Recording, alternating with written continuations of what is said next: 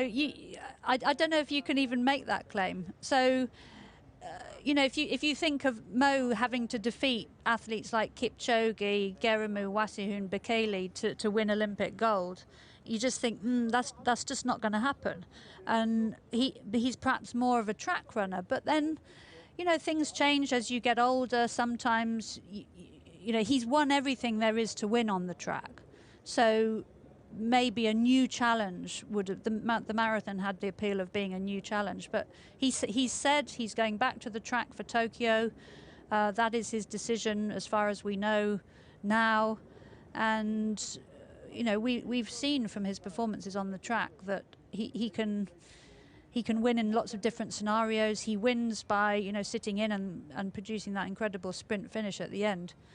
So yeah, I think he possibly missed the track, having switched to the marathon.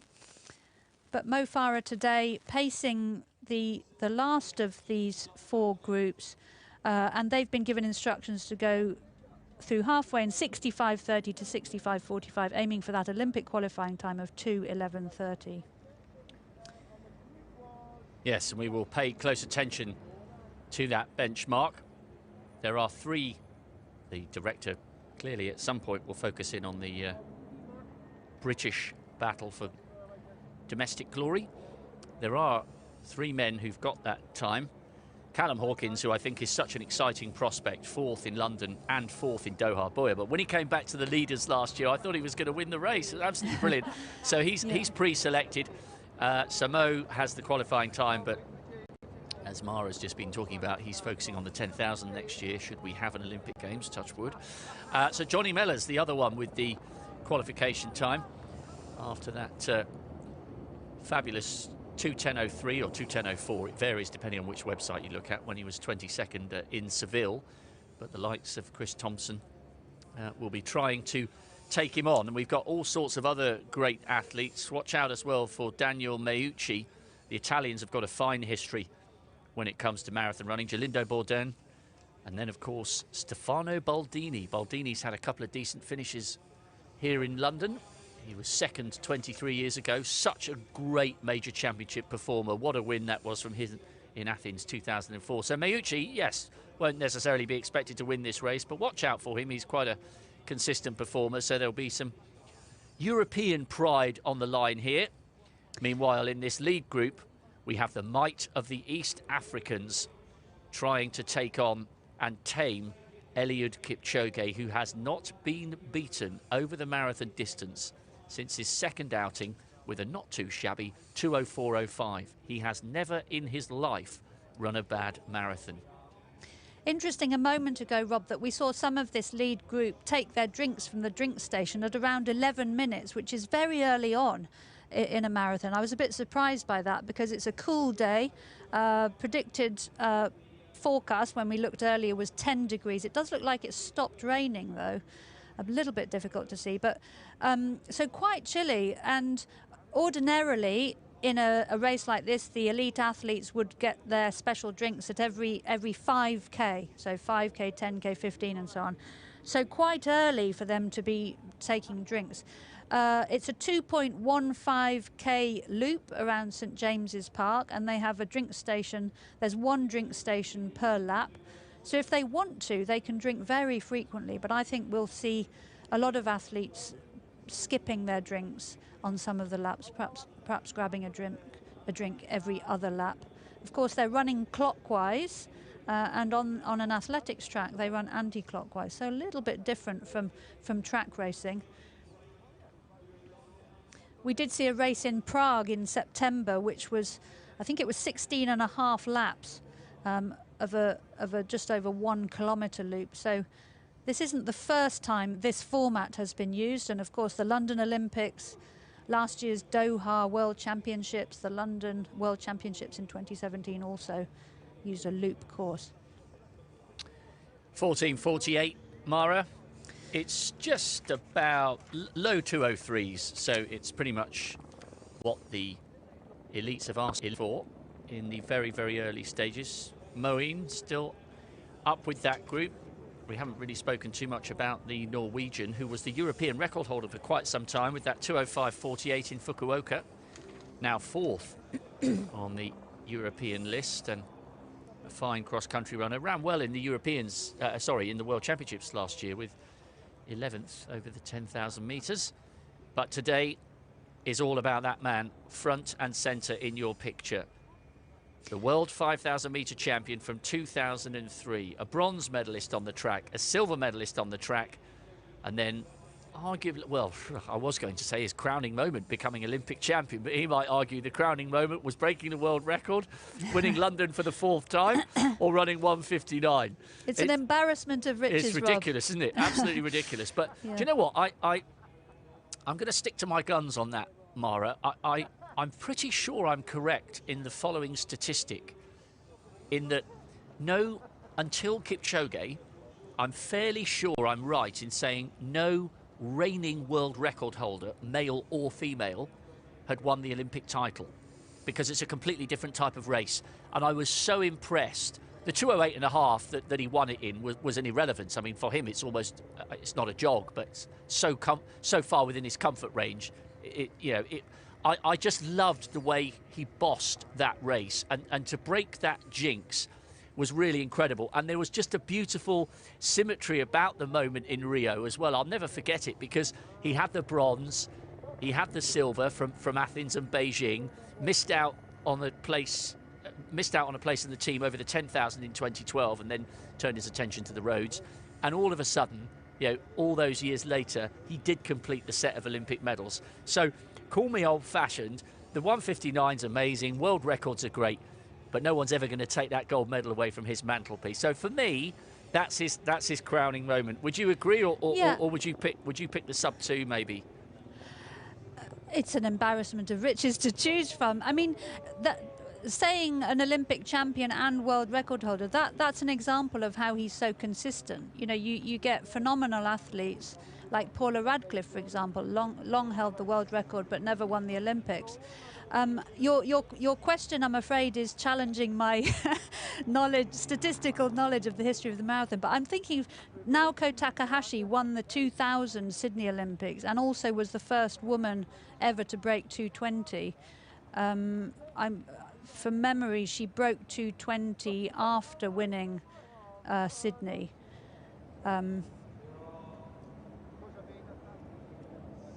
Well, answers on a postcard with that one. I bet I'm sure while we're on air, the statisticians and experts out there will tweet us if we've got it wrong. But no, I mean, I just love the fact that he's got the capability to race intelligently as well as to follow pacemakers and run fast times. And speaking of pacemakers, 4-time Olympic champion, doesn't come much better than that in terms of Mo Farah.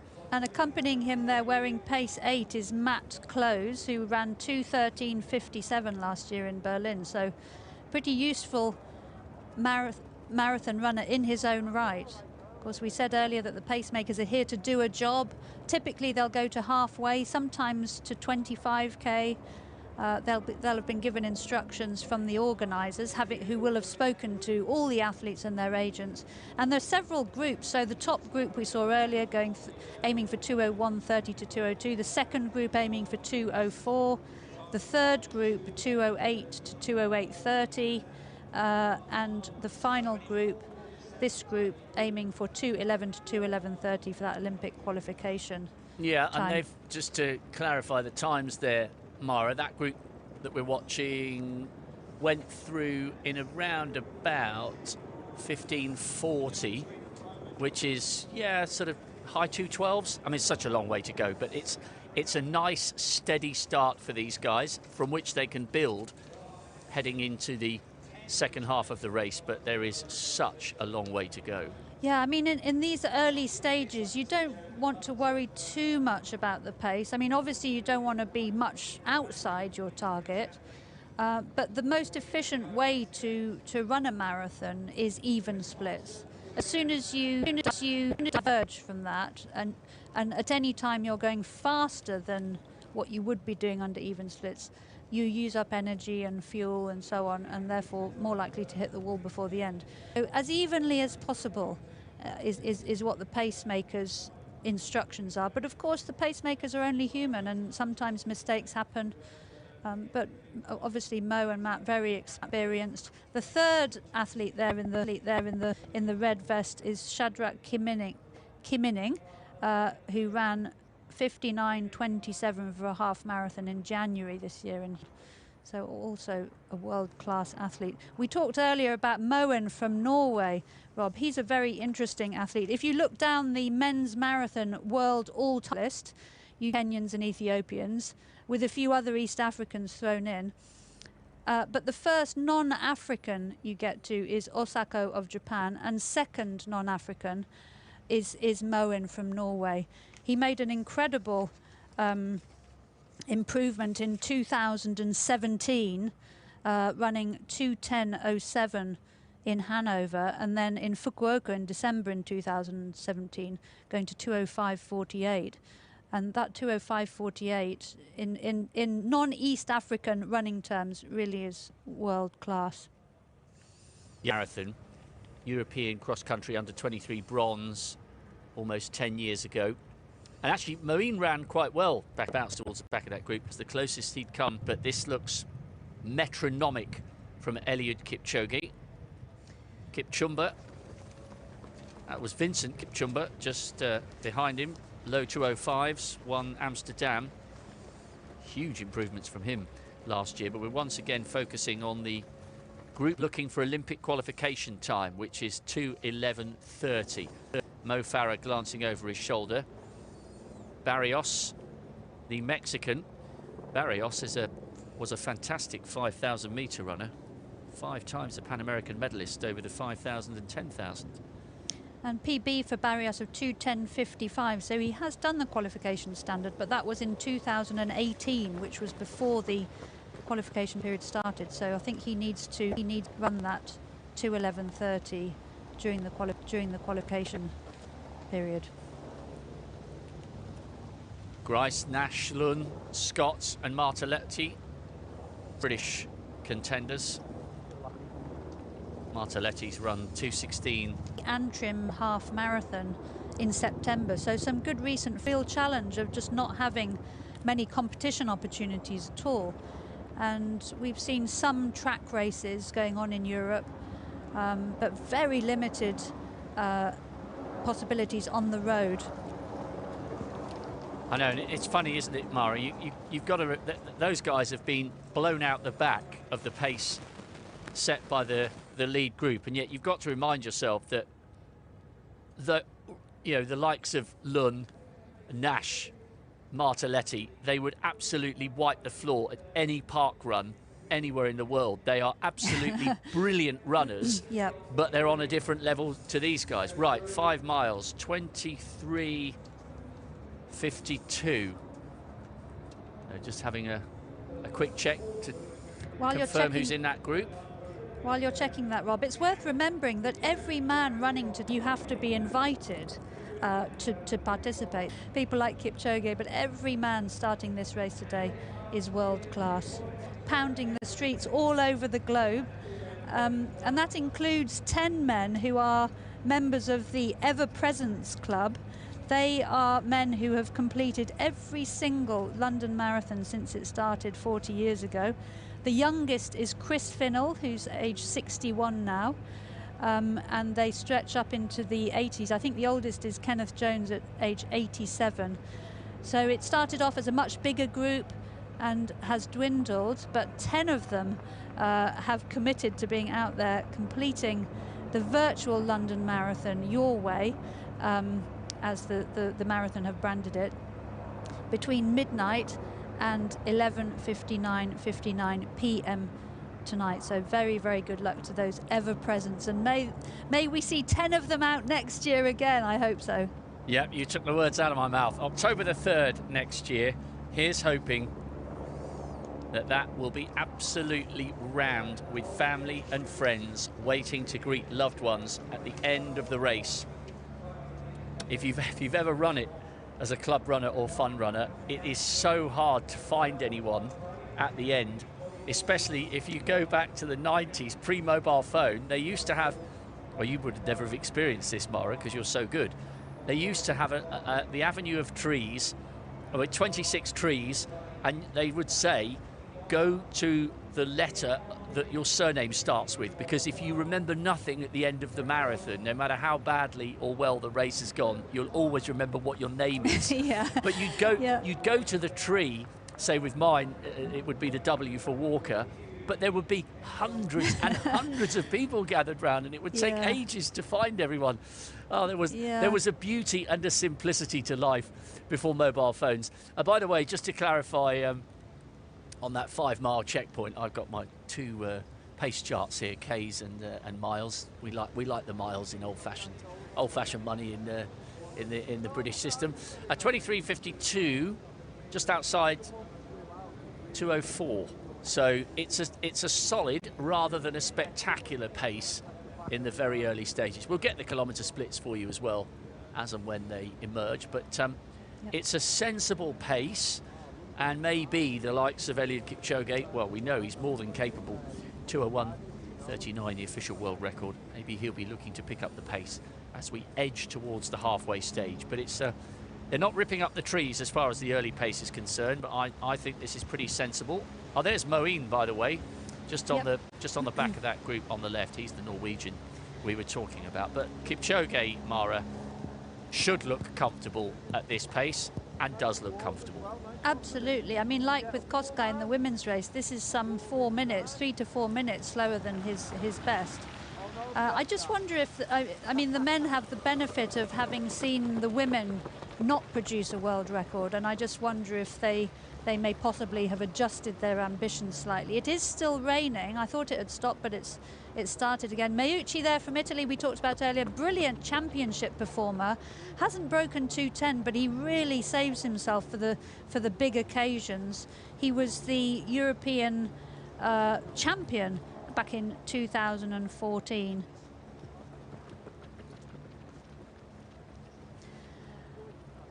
We have to talk about shoes, Rob. Some viewers may have seen Eliud Kipchoge's shoes that he's wearing now in the news earlier in the week. He's wearing a version of the Nike Alpha Fly, and it has 1:59:40 written on the back of it for the benefit of his rivals.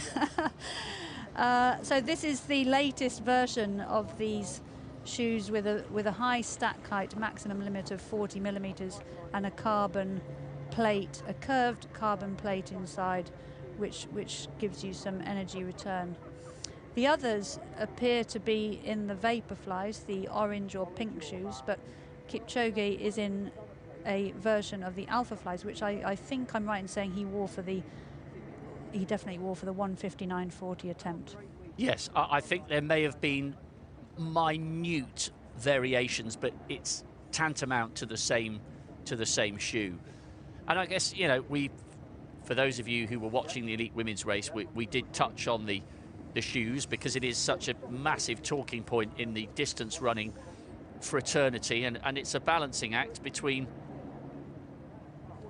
gentle increments as technology advances and big steps forward that are out of kilter with that. By the way, so what are we, 29:45?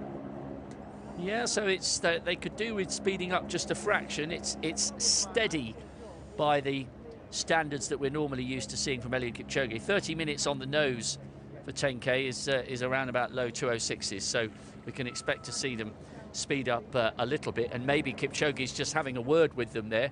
That was the third pacemaker, Eric Kiptanui. Kiptanui, a couple of excellent runs in Paris. I think I commentated on him there. I think he's had a 2:06 or a 2:07, and maybe Eliud Kipchoge has just said to the pacemakers, listen guys, we need to up the ante. Yes, you can see his arms going up there. He wants this to be quicker. His arm gesture at the beginning of this conversation, Rob, looked like he was telling them to slow down, but that certainly looked like them to speed up. And judging by the splits, I suspect he wants to go a little bit faster.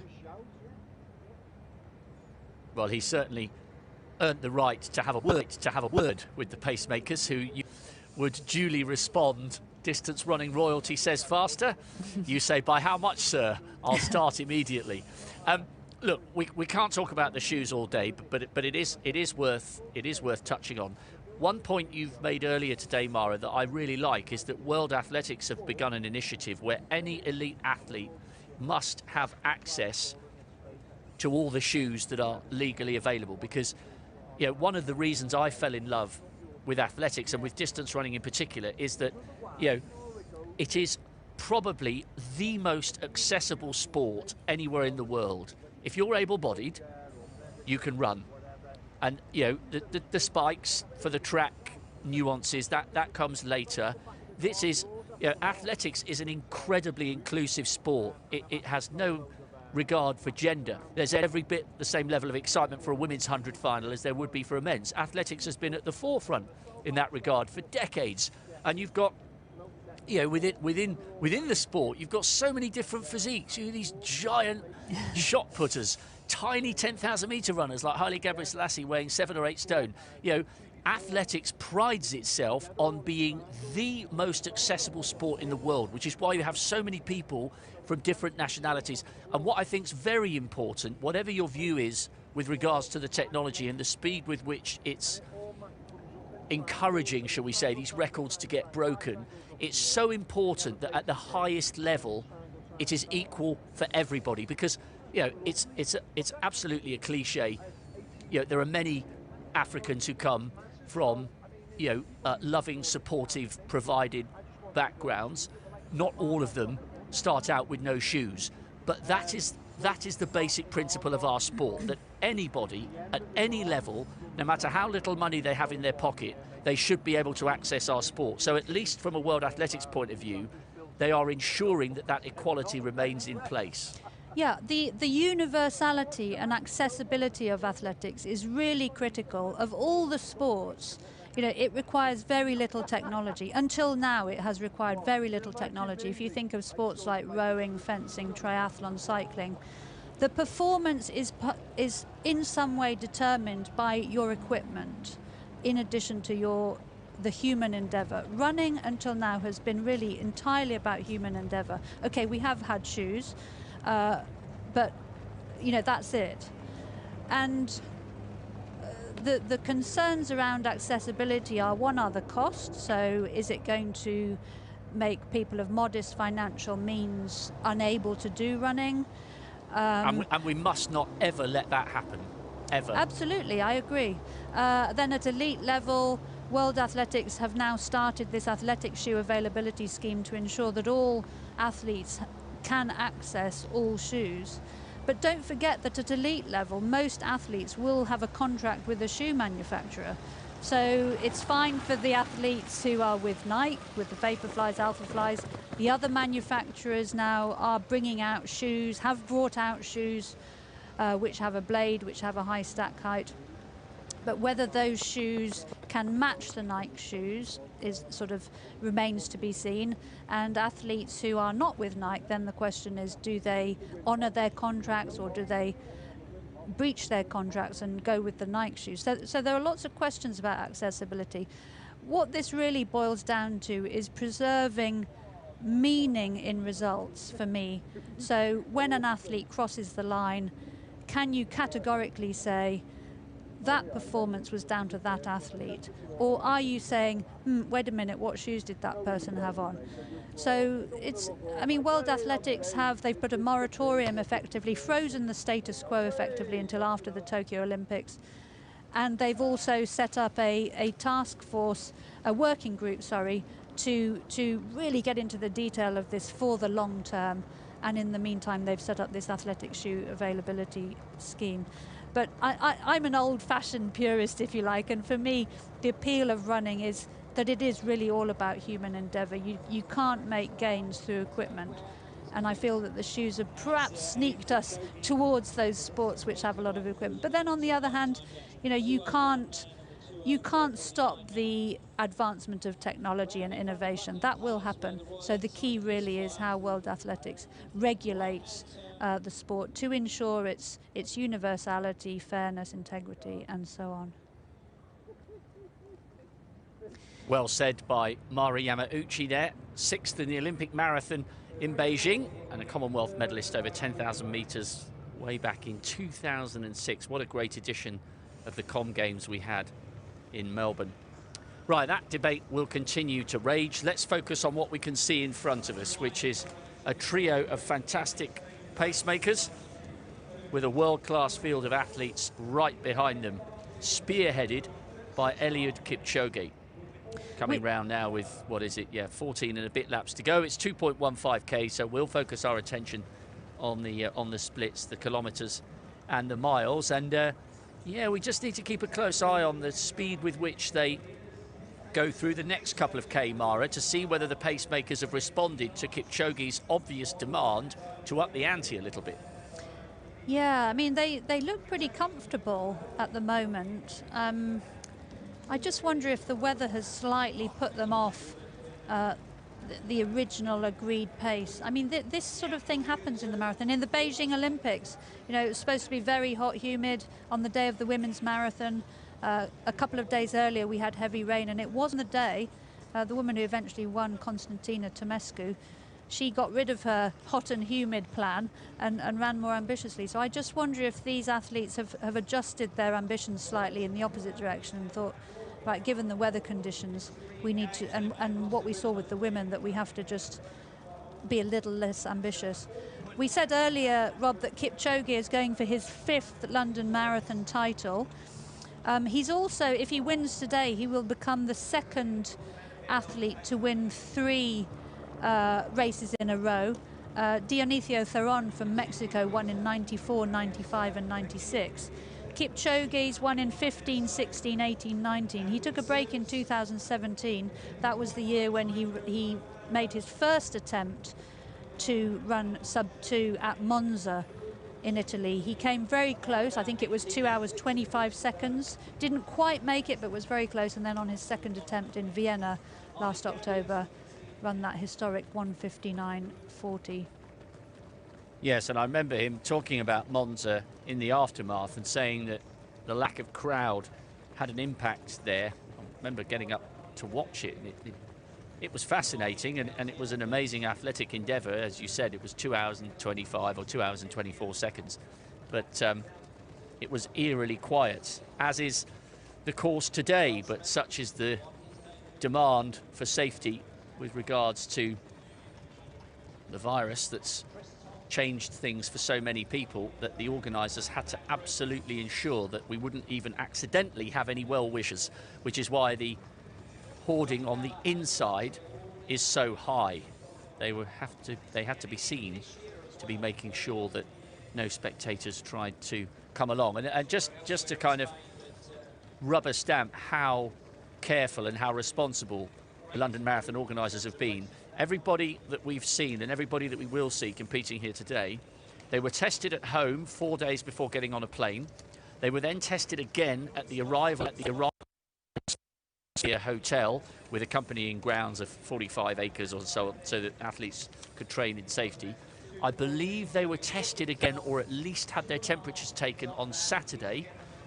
They have done absolutely everything they can to ensure that this is a safe, responsible and respectful way for the race to take place. Now, I think it's testament, Mara, to Hugh Brasher's determination. Yes, of course, it was changing throughout the summer and there was a level of uncertainty.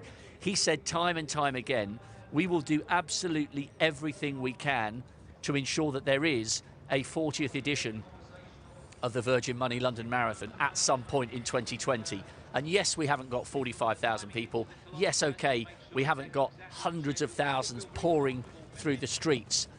But this, at the moment, is as good as it gets. And it's an opportunity for men, women, boys and girls around the world to watch one of sport's most iconic figures and one of the world's most iconic cities. So fair play to Hugh Brasher and everybody else involved that we're even sitting here watching these images, enjoying this great race unfolding.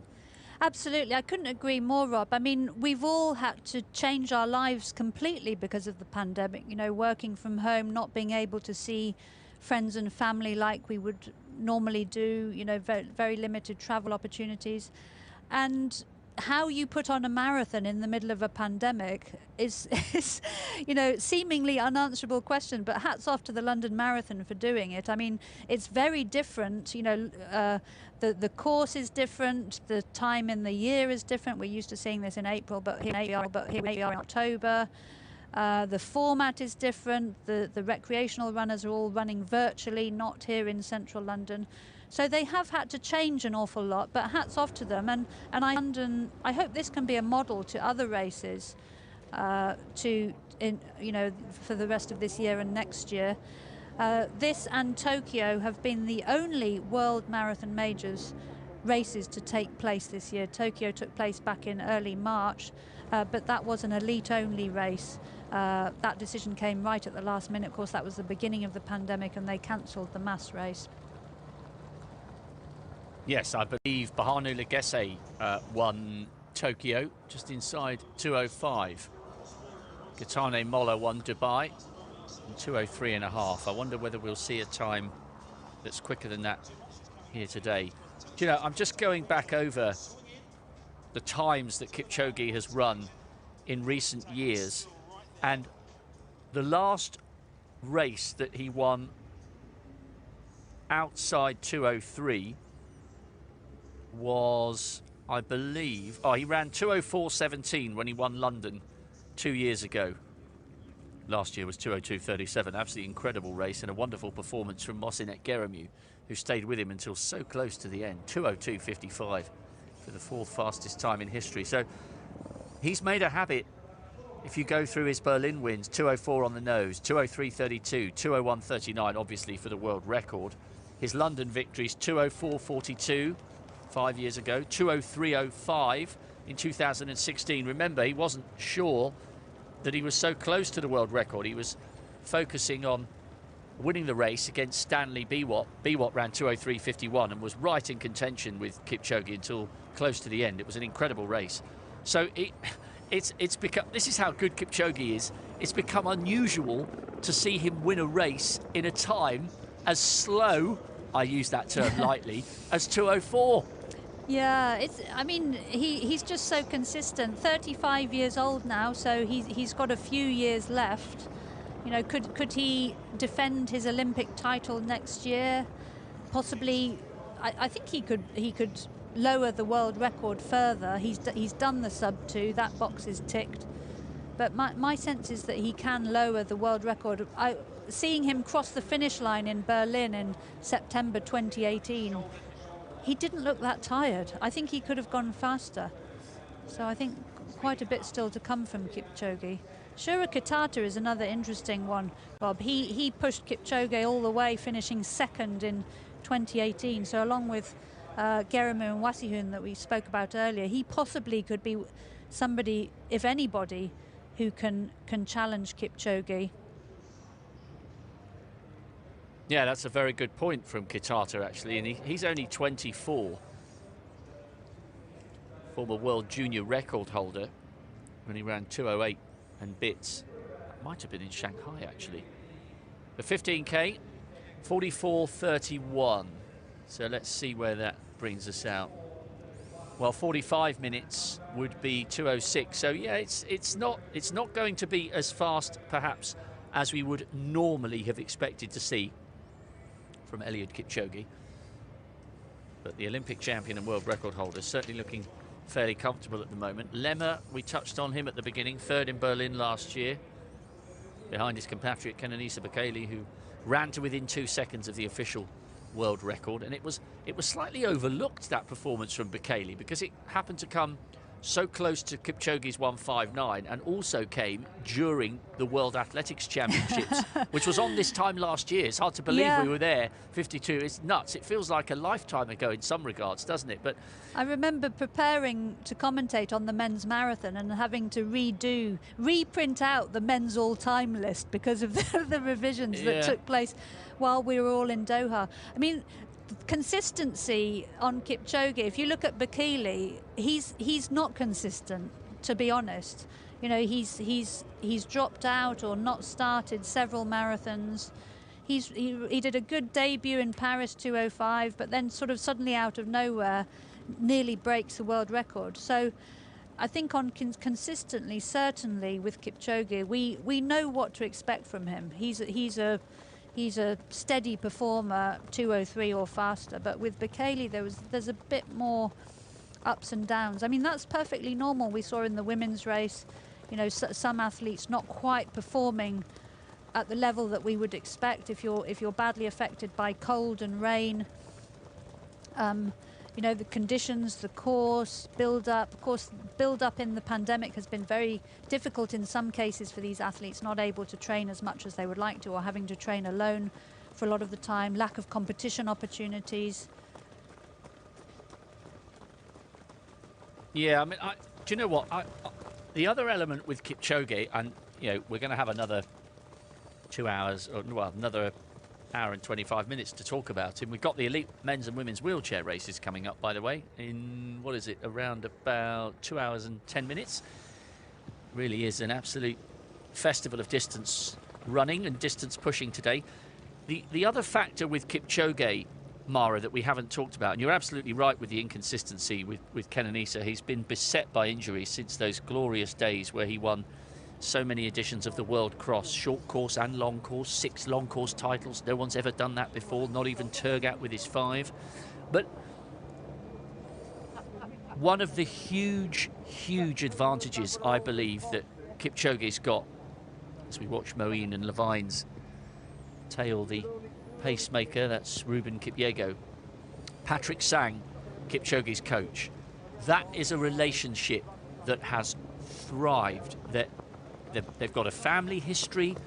They come from the same area in Kenya. Sang has got a fantastic, gentle, understanding nature. And I think the bond between them and the knowledge that Kipchoge fully appreciates and respects what Sang did on the track. You know, he's an Olympic medalist over the steeplechase. I think that's a huge cog in the Kipchoge wheel, that he's got someone of the calibre of Sang in his corner, and that they respect each other and like each other so much. Kipchoge is a very measured character. He's always very calm, always appears to be in control, never does anything flashy or rash, and possibly Sang's influence on him has helped him. You know, it's a brilliant demeanour to have for the marathon. You don't want to waste energy early on in the race doing anything silly. You know, you just want to focus on yourself, get the absolute best out of yourself, and not waste energy on anything else. And it's clearly a combination that works very well for him. Just recapping on the weather, Rob, it was 9 degrees when the women set off at 7:15 this morning. The current temperature in London from the BBC website is 11 degrees and a 100% possibility of rain. So it looks like the rain has eased off a little bit on our camera shots there, but the forecast is for relentless rain, unfortunately, for the duration of this men's race. But at least it is a tiny bit warmer. And I could be reading too much into this, but I thought I just detected another tiny little motion from Kipchoge's right arm, as if to say to the pacemakers, come on guys, we do need to pick this up just a fraction. On a lighter note, it would be amazing if we could get a camera on this. We can't, but we should give them a mention. I touched earlier the fact that we've all been starved of world-class distance running, and we knew that there were a lot of broadcasters around the world taking the coverage. Apparently, in Eldoret, our coverage is going out on a big screen. I don't know whether you've ever travelled to Eldoret, Mara. I have on numerous occasions. It's a fantastic gateway to so many different distance running camps. You've got the Kipchoge Kano school and orphanage just on the outside of the town. I can picture it now with the school on the left and the orphanage on the right. So Jambo Jambo, if you are watching on the big screen in Eldoret, Kipchoge Kano, the founder of so many, well, generations of athletic superstars. So you can almost picture the scene of all those faces crowding round a big screen, watching the man who has set pulses alight with so many great performances over nearly 2 decades. So thanks to former world cross-country silver medalist Tim Hutchings for that update, that somebody from Eldoret has sent him a text message and he has sent me one. So we're delighted that this coverage is going out live in Kenya. And what an incredible ambassador Kipchoge is, not only for himself and his family, but for his country and his continent. Oh, absolutely. I mean, he's the most amazing role model. You know, he talks about inspiring people. His sub-2 attempt in the press conference this week, he talked about inspiring people, and he talked about COVID and the pandemic and giving people hope. And I think he really understands how the role he can have in inspiring and helping other people. You know, being a great role model.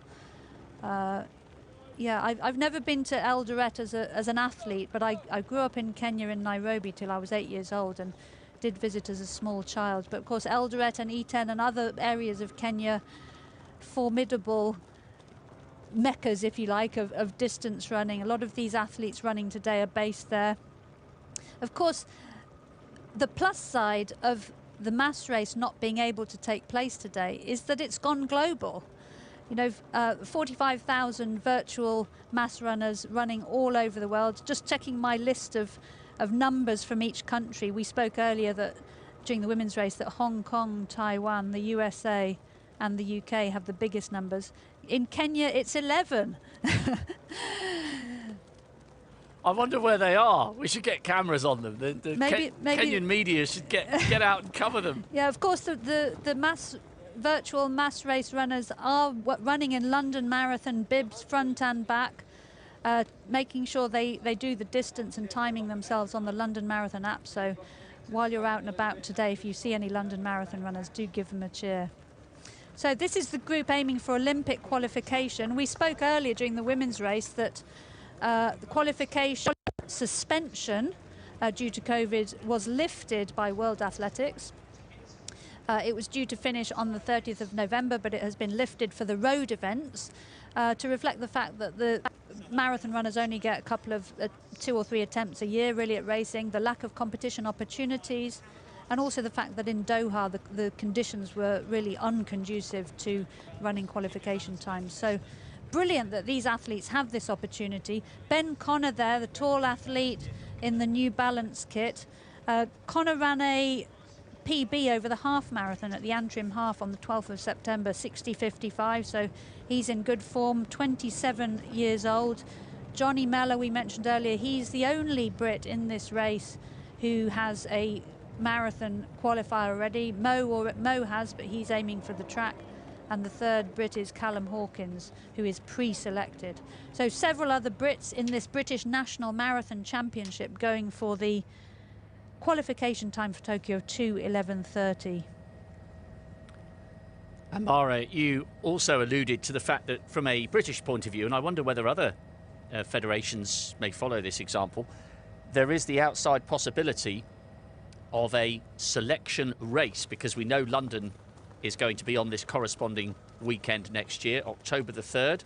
The ballot is open now, by the way. You've got until about 5 o'clock this forthcoming Friday. So no excuses. Come on, sign up and get out there and breathe in some fresh air. But I really like the concept of a straight race. I might like the fact that you go first too, and you've got an option with the third. From a British point of view, they've already pre-selected Callum Hawkins. But again, we mentioned getting a text from Tim Hutchings, a well-known commentator, and we mentioned this during the elite women's race.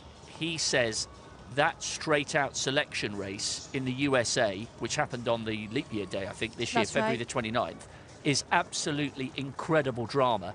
And I wonder if we are still experiencing some restrictions, how many more national governing bodies might say, OK, do you know what? We haven't got a London in the spring. We're not going to send you, to Boston. We're not going to do it in Dubai. It's too early. Let's go for it. Let's go for a straight head-to-head. Let's get athletics front and centre domestically as well as internationally. There could be something in that. Yeah, I mean, World Athletics set the standards for the Olympic qualification, and then each country can set tougher standards, and they decide how they are going to pick their team. So in the USA, you have a straight trial, first 3 past the post, good question. In the UK, traditionally the London Marathon has been the trial race, but it's always, to my knowledge, been one or two athletes, the first or second British athletes across the line in the qualification time, and then a second or third place sort of a discretionary. And we have had pre-selections. In other countries it's different. In other countries they don't have a trial. I spoke to Gerda Stein, the South African, who just missed the national record in the women's race earlier this week. She said they're selecting on times. Athletes can qualify for the Olympics by accumulating points in the world ranking system, and also by finishing in the top 10 in a world marathon major, or top 5, I believe it was, in the World Championships. However, those two methods of qualifying remain suspended. So athletes trying to qualify today have to run 2:11:30. And British Athletics have indicated that they will put on a trial race next spring, details to be decided. But yeah, that will give another opportunity for these athletes to get on that team. There are further races to come. Valencia at the moment is in planning to go ahead in early December, and I believe the Abu Dhabi Marathon also in December, and then into January, February next year. I mean, some race directors around the world may be looking at this and thinking, okay, we can do something similar. So I just wonder if one or two races might appear. Of course, for a race to be eligible Olympic qualification, certain conditions have to be met. Of course, it has to be officially accurately measured. They have to have anti-doping testing on site on the day, and there are a number of other conditions. So you can't just set up a 26.2 mile race yourself and say, okay, I've qualified. It has to be done officially. So Mo Farah, their multiple track champion, looking pretty relaxed, pacing this Olympic qualification group, and Barrios, the Mexican, there looking very comfortable. Yes, you mentioned him earlier. He's run inside 2:11 and he should be feeling relatively fresh from here. Johnny Mellor's in that group, ran that low 2:10s. Very, very good performance. So he already has the luxury of knowing he's got the qualification time. There he is, just entering the edge of frame, just on the very right of picture there. Connor just grabbing a drink. The times are very, very important to the men in this group. Ben Connor ran the 5,000 metres at the Doha World Championships last year, and only 27 years old, so we're expecting great things from him in the years to come. Chris Thompson, who we saw right at the start, with at the back of that group, but with a small gap, 39 years old, silver medalist on the track in the European 10,000 metres.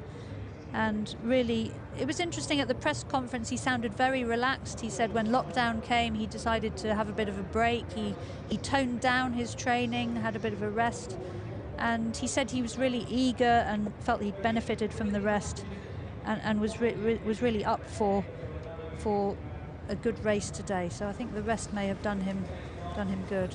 Yes, we'll have to keep a close eye to see whether he manages to hang on to that group. He's just off the back, out of shot at the moment. He had a really good debut, ran 2:11:19.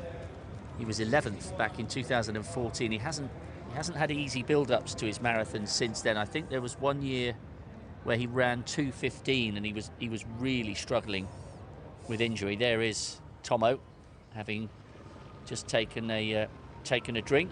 But he looks okay, he looks quite strong. He's been beset with injuries for so many years. He's a great student of his sport. He's brilliant to stand next to, or sit next to rather, in a commentary box.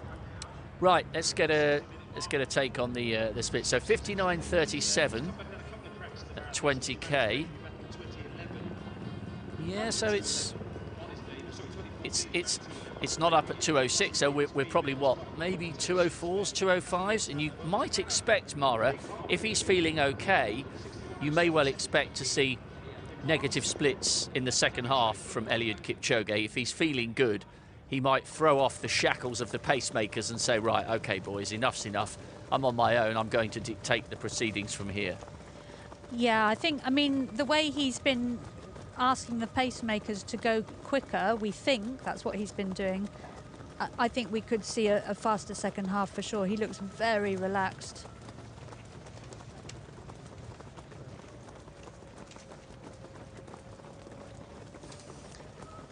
We were talking earlier about Kipchoge inspiring the next generation and people around the world, and the London Marathon every year holds a mini marathon for children that we mentioned during the women's race, traditionally on the last 3 miles of the course, but this year it's had to be done virtually.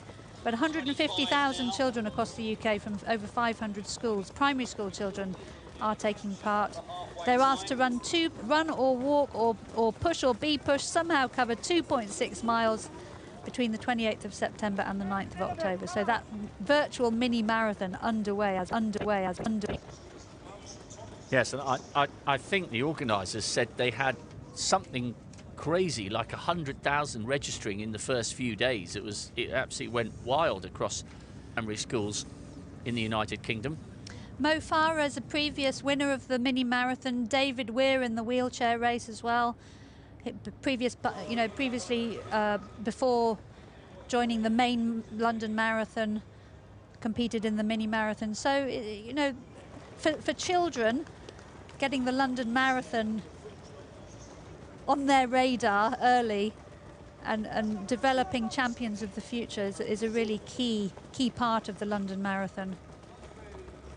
The London Marathon Charitable Trust, of course, is also very active in you know, all sorts of areas. They donate every year to good causes, and this year they donated £2 million to Transport for London, to help Transport for London's walking and cycling initiatives, which have been part of the pandemic and getting people more active.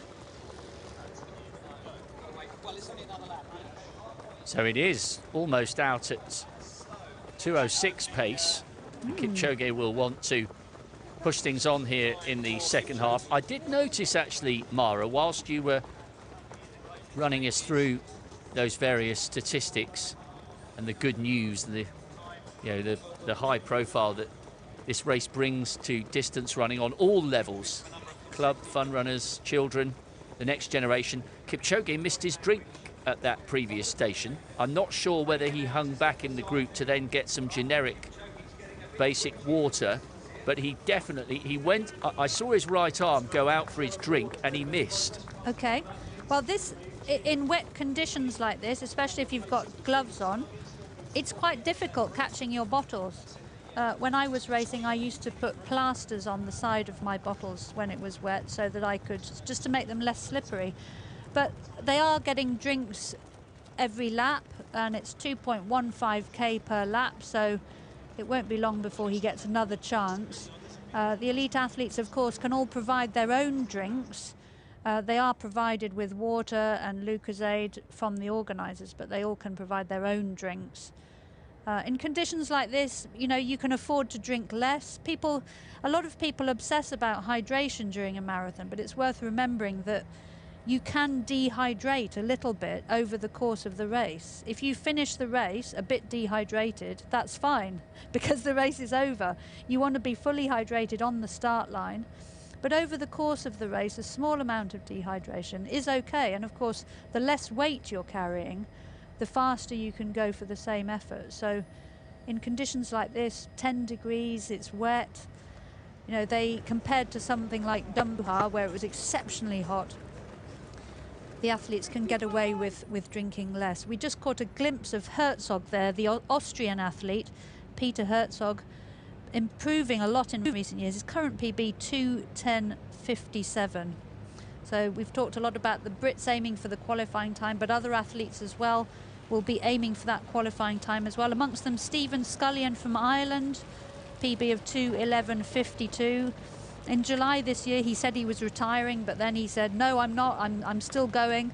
I think he's had he found lockdown very difficult, training in isolation and so on.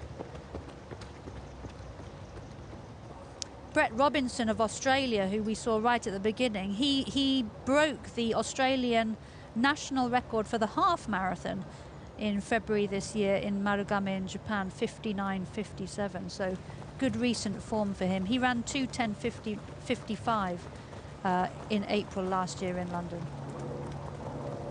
Yes, and he also had a good run at the World Cross in Aarhus, which had an absolutely brutal hill in it. So that was a course to separate the men from the boys, as they say. It was a brilliant edition of the World Cross. They did a fantastic job. So I wonder at what stage we will see a move. We've been focusing our attention and paying great tribute to Eliud Kipchoge and all that he's done for distance running on the track and the roads, but the fact that this pace is quite a bit slower, Mara, also means that it's comfortable for the likes of Mozinet Geremu, just on the right of picture there, with the purple bib, 2:02.55. He ran brilliantly last year and put Kipchoge under all sorts of pressure. So although we've been talking about how incredible Kipchoge is and how consistent he is, we've got guys in this field who will also be feeling, in theory, pretty comfortable with 2:06, and they fancy this could be the day. Yeah, this kind of race plays into the hands of athletes distances and have good finishing speed. So the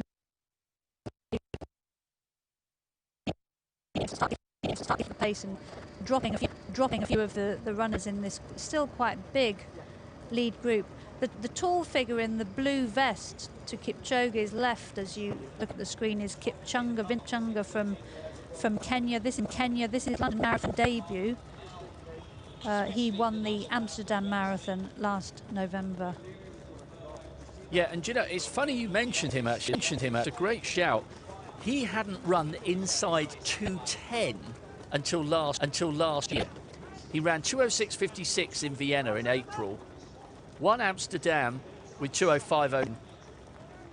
He is absolutely huge. He's built more like a cruiserweight boxer. He's clearly got a huge amount of strength as well as stamina. So we'll have to keep our eye on the third, Vincent Kipchumba.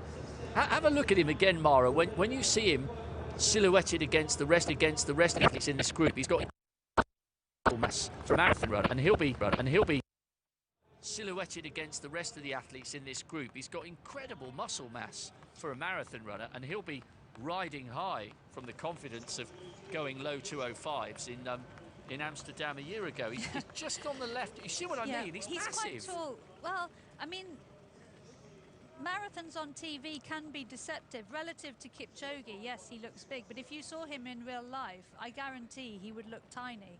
I mean, when you see marathon runners typically in real life are really, really small. So he's quite tall, but yeah, cameras can be deceptive. Sorry, Amsterdam Marathon in October last year, not November, as I said earlier. So the Amsterdam champion there,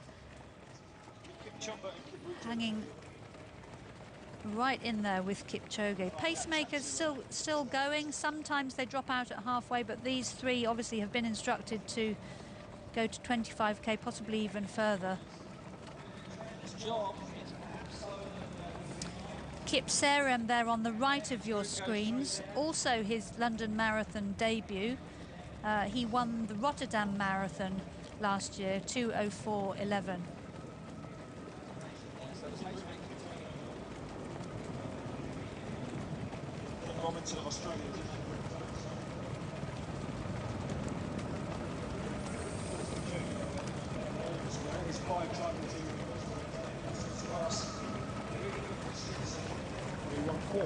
So the Olympic qualification group going strong, looking pretty good. Still quite a big group there. Woodfine there in the black vest. He is from Canada, PB 2:13.16, so not far off the Olympic qualification time. Number 9 pace there with Mo Farah is Shadrach Kimining, who we spoke about earlier, 59.27 in the Houston half marathon in January this year. Ben Connor looking pretty comfortable at the moment. Gabius there in the Nike outfit. He's from Germany.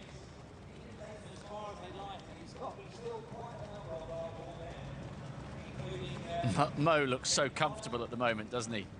Having a look over his shoulder. Side-on tracking angle there. Looking at Barrios and Connor, as you mentioned, making his debut. Mellor still in that group with that really excellent low 210s. Arne Gabius, I mentioned a moment ago, from Germany. PB last autumn, Gabius, 2:12, which is not a bad time. It's funny, isn't it? When you look at people's times, it can be a little bit misleading with New York, because you do have to add on a couple of minutes to reflect the fact that it's an iconic city and a great course, but it's a tough one as well. So 2:12 from Gabius in New York was not too shabby at all last year. I ran New York once, and I found it tough, I have to say. Quite a lot of undulation. You start on a bridge, so you go, you know, uphill for a lot of the first mile, then a lot of undulations over the remaining bridges. Central Park itself quite hilly, but a brilliant race.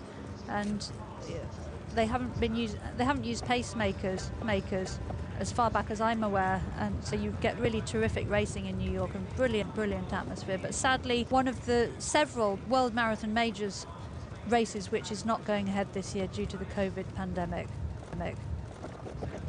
Yes, we all hope that these iconic races get back in 2021. Fingers, toes, and all the rest crossed. Now, it was 62.55 at halfway. I wonder, Mara, if Kipchoge's feeling good, what sort of pace we'll see for the second half. Negative splits, surely, you would think. Yes, I mean 2:06 is slow by his standards, and I'm not sure that the weather is sufficient to really slow them down that much. Just checking on the Olympic qualification group, the halfway split. Looks like they went through halfway in 65.80. So about a minute inside Olympic qualification standard at the moment. Several athletes going a bit quicker than that. Stephen Scully and Daniel Mute halfway in 1:04.24. Yeah, some good runs going on at the moment, and maybe, Mara, it'll help the fact that the pace has been steady rather than spectacular at this point. Tristan Woodfine is moving through the field a little bit. He also went through in low 65s. Moeen is just a bit off this pace. The Moeen is just about a minute off this pace. He's on course for about 2:08 at the moment. The Norwegian, who's fourth on the European all-time list, but led for so long with that 2:05.48 from Fukuoka back in 17. But I think we're seeing an injection of pace here, Rob. That group just getting strung out. Looked like it was Tola at the back just trying to hang on. So I just wonder if we'll look out for the next mile split and bring you it as soon as we can. Wasihun in there, one of the younger Ethiopians who we thought might possibly be one of the runners who could challenge Kipchoge. Yeah, and he's got a good story, Wasihun, because he grew up on a farm similar to Eliud Kipchoge, and he was an 8 and 1500 metre runner. And I believe, I mean, an element of this is a touch hypocritical, I think, but I believe some intervention from Kenenisa Bekele led to Wasihun deciding that actually he might be better off as a marathon runner rather than a middle distance runner. And certainly the manner of his 2:03.16 last year, finishing third, would indicate that was a very, very good decision. He's run 8 marathons, Wasihun. He's in that little group. 4 occasions he's run inside 2:06. He's had a 2:04.37 in Amsterdam 2 years ago, as well as the 2:03.16. And you know, another athlete in that group, Mara, that we haven't spoken about at all is Marius Kipseirum, the 32-year-old. A couple of podiums, you know, nothing spectacular, Eindhoven and Milan, but He won Rotterdam last year. There he is just on the right of picture with the purple bib. Yeah. He won Rotterdam last year in 2:04.11. He's 21st on the all-time list, and he looks okay at the moment, rubbing shoulders with Geremu and Kipchoge. Yep. Distance running royalty, so we need to keep a little bit of an eye on Kip Serum. Yeah, he took 2 minutes off his best when he won Rotterdam in April last year. 31 years old, 8 victories from his 17 career marathons. So you know, Kenya and Ethiopia, they just have so much depth that there are just so many who can run these world-class times. You know, you look at Kipchoge, you know, 2:01, sub 2, and suddenly 2:02, 2:03, 2:04 guys look like also runs. But these are incredibly fast times. It's interesting, coming back to the shoe debate, if we look at the times, the number of performers who've run under specific times for the men in recent years, the number of men under 2:04 in 2016 was 4, in 2017 was 3, in 2018 was 1, in 2019 it was 9. If we look at a slightly slower time, sub 2:08, in 2016 there were 44, in 2017 there were 56, 2018 72, and in 2019 101. So the sport, the event is progressing rapidly in terms of depth. Whether that's related to the shoes or just the athletes are getting better, there's more depth, more competition, we don't know. Probably a combination of both. Yeah, I would say both. And those statistics you read, that figure for the sub 208s has doubled then from 44, you know, the first one you gave, to That's right. over 100. More than doubled. Yeah. There were 44 sub 208s in 2016, yeah, and 101 in 2019. Yeah, And these are that's performers, huge. not performances. So some athletes may have run these fast times more than once. Yeah, that's a great statistic. So, Kipchoge having a little look to his right-hand side, and Cisse Lemmer coming through.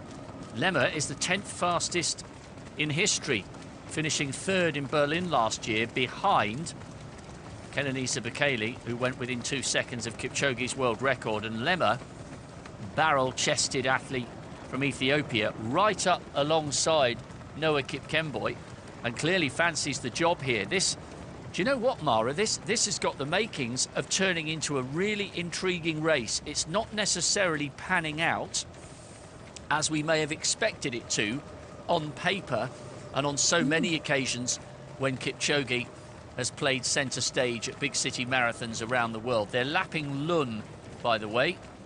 Yep. Yep, Cisse Lemmer wasn't at the top of my list for challenges for Kipchoge, but then you look at his CV, 2:03.36 in Berlin last year. You know, another of these men who are truly world class, but so somehow get overlooked because Kipchoge is running that much faster. Lemmer's wearing that distinctive lime green top and the green bib on the extreme left of picture. Well, little bit by little bit, Mara, it's amazing. Always amazes me with marathons. You think to yourself, oh, we're going to be talking for 2 hours here, and all of a sudden you find yourself getting towards the business end of the race, and this is where it's really going to start to get interesting over the next 15 minutes or so. Yeah, they say the racing in a marathon only starts from 20 miles, and we're only a bit past halfway now. We'll bring you the latest 5K splits. So they've gone through 25K. We'll bring you 30K splits as soon as they've gone through that. But yes, the second half is where the action starts. In the first half of a marathon, you're just trying to relax, use as little energy as you possibly can, make sure you get your drinks, and be ready to race in the second half. Okay, and there was the final pacemaker dropping out there. So all the pacemakers now gone in this lead group, and it's up to the athletes to do what they want with this elite men's race here in London. Yeah, now we see the race proper. Pacemaker's gone. Now it comes down to the tactics, the timing, the patience, and who wants it. By the way, I know we're broadcasting here to a global audience, but people won't mind me mentioning the excitement that apparently this race is generating all across Kenya and in Eldoret. There are apparently tens of thousands of people out on the streets watching on a huge screen. Eliud's wife, Grace, and his family are watching in a downtown Eldoret hotel 500 meters away from the screen.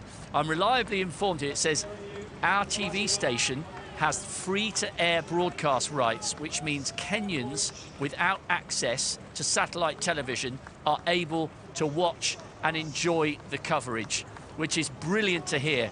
So if you are somewhere in Kenya, we're really glad you're enjoying this, because so are we. Mari Yamauchi, 6th in the Olympic Marathon in Beijing in 2008, and myself, Rob Walker. It's always one of our favourite days of the year, and now we really have got an intriguing situation here. The Amsterdam Marathon winner, he just looks absolutely massive to me in contrast to the rest of the athletes. Vincent Kipchumba alongside Cisse Lema. Kipchoge looking okay alongside Mosinet Geremu, and Geremu, the World Championship silver medalist, after finishing second to Eliud last April. That is a fantastic quartet of athletes, with Wasihun just behind Kipchoge. So all the main characters you would expect to feature are right here. And yes, people were disappointed when we lost Kenenisa Bekele to the calf injury, but this is now a really genuinely intriguing race. We've missed distance running, but today we are back, and in a big way. Mara, are we potentially seeing the king coming under a little bit of pressure here in the last 45 minutes or so? He's certainly coming under a little bit of pressure. I mean, it's a bit unusual to see an elite men's race without Kipchoge at the front, but you know, this is normal for this stage of a marathon. Somebody puts their foot down, throws in surges, others have to respond, then they might slow up a little bit, then there'll be further surges. And it's Lema and Kipchumba who've thrown down the gauntlet for Kipchoge. I mean, I must say Kipchumba looks really easy. So whether, you know, how long can they keep this going? Are they going to pay for it later? Well, we'll have to keep a close eye on these splits, Mara, to see how far ahead of 2:06 they begin to move. What are we there? So just trying to get those last official splits. We just saw this lead group lapping one of the British athletes, Jack Gray, that was, Cambridge and Coleridge AC athlete. This is his debut. He's got a personal best of 63.39 for the half marathon from Valencia last year. Yeah, the pace has increased a little, but it's still not as fast as you would normally expect to see from Eliud Kipchoge. I'd reckon it's what, low 05s maybe? Maybe high 04s, but yeah, we were expecting to see negative splits, bearing in mind the modest nature of the pace at halfway. Yeah, just inside 2:06 pace at halfway, and if they run a negative split, yeah, 2:04, 2:05, that sort of territory. Well, let's remember this is 5 minutes slower than Kipchoge has run before.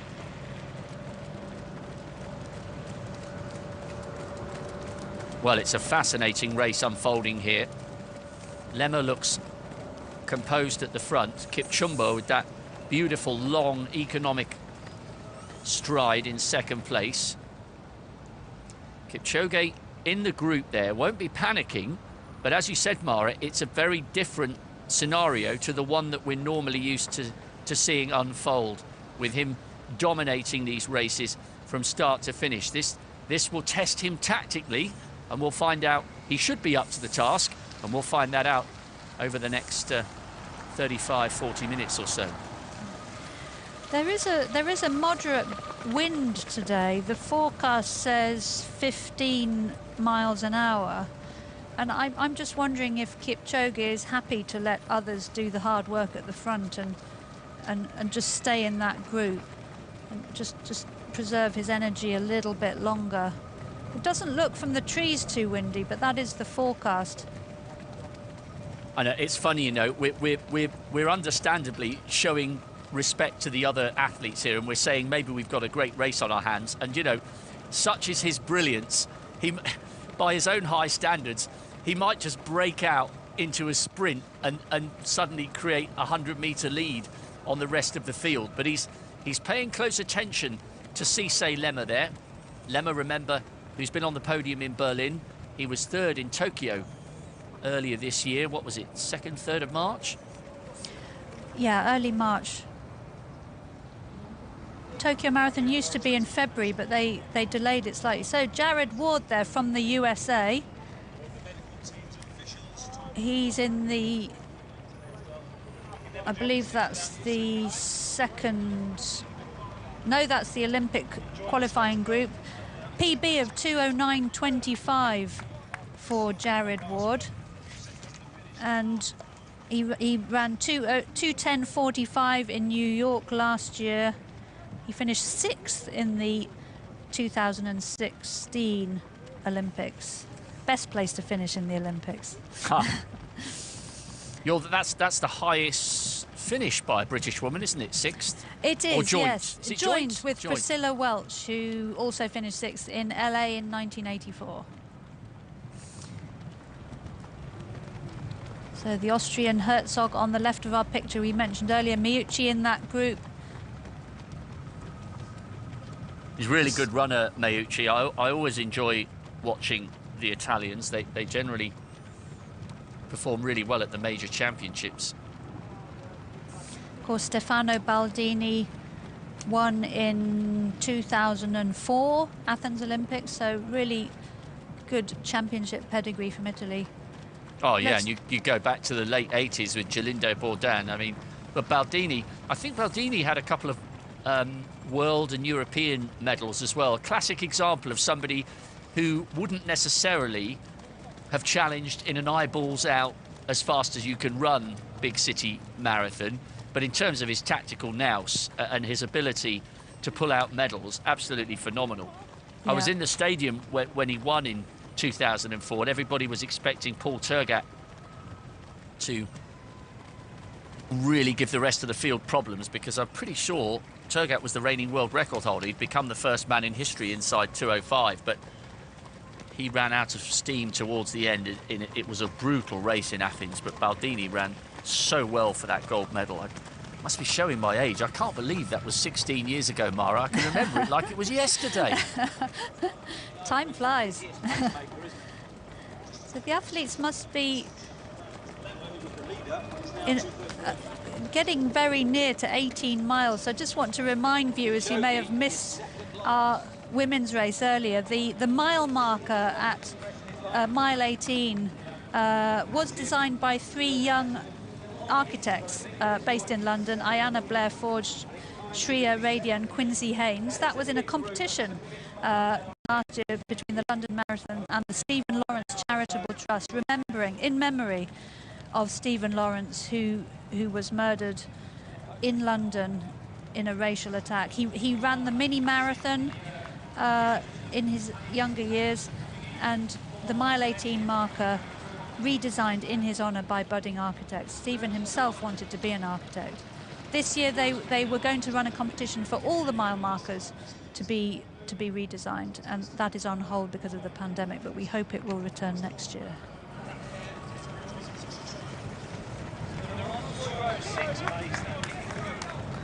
Now I think they've moved ahead of 2:06 pace there. 1:29 at 30k, so it's still yet to really explode in terms of the pace we might have predicted from Eliud Kipchoge, but we've got a great race on our hands. It's a different type of day here in London.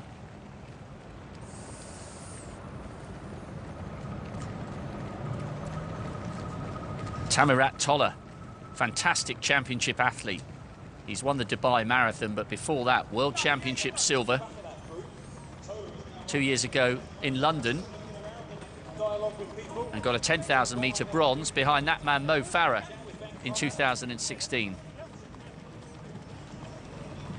Mo just sharing a word or two there with Connor. As Mara said, he's making a highly anticipated debut. And And that's Jeff Whiteman on the PA system. I think he was asking Mo what he's doing via the tannoy. I think he says he's going to do one more. I think Mo was looking for instructions from the group there about the pace.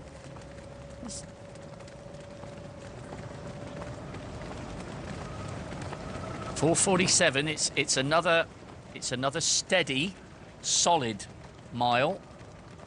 So changing of the guard at the front of this group. That's Kip Serem now in the orange vest at the front, I think.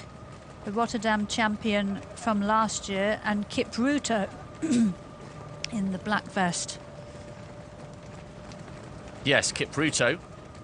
Low 205s in Toronto last year, won Toronto the previous year.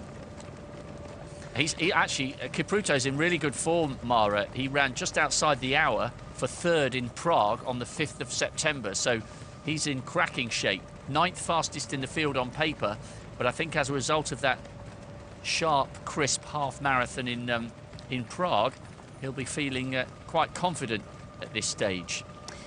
Yeah, of course, recent form is a good measure for these races, not just PBs, because if PBs are old, it doesn't really tell you what form the athletes are in. But we've had such a lack of competition. We don't really know much about the recent form, but as you say, Kip Ruto, 60.06 in Prague on the 5th of September, so very promising from him. PB of 2:05.13 and improved. In 2016 he ran 2:13, 2017 ran 2:07 and down to 2:05 in 2019. So you finished on the podium on the London Marathon. You've been around at the top level and commentated for many years. Yeah. What's your instinct here on how long you think, if Kipchoge's feeling fine and he's up for this and he's determined in his own mind to boss this race and he's comfortable at the way it's panning out, how late do you think he'll leave it before he goes for a big surge? Because he surely wouldn't want this to come down to an eyeballs out 250-metre sprint, not when he knows he's got the likes of Mosinet Geremiu breathing down his neck, who wasn't too far away from him last April here with 2:02.55. How late will he leave it, do you think? From memory, I don't think I've ever seen Kipchoge in a proper sprint finish.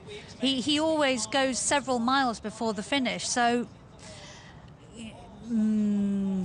give it another 5 minutes, I would say.